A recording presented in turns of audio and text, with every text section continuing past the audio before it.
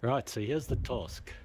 I've got to move that garden shed onto that platform that I've made there next to this garden shed. Here's the apparatus.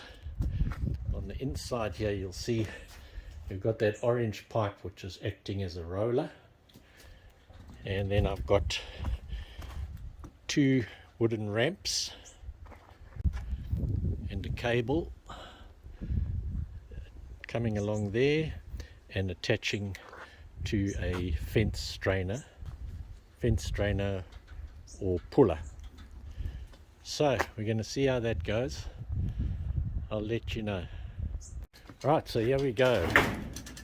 The puller is pulling and the shed is moving up the ramps as planned.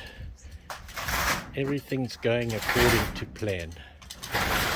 There we go. Science in action.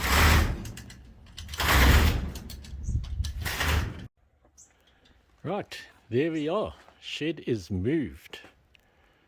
Fantastic. Now I just got to clean up.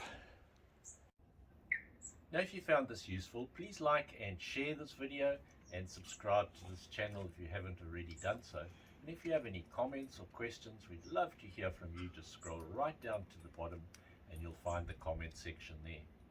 Thank you very much for watching.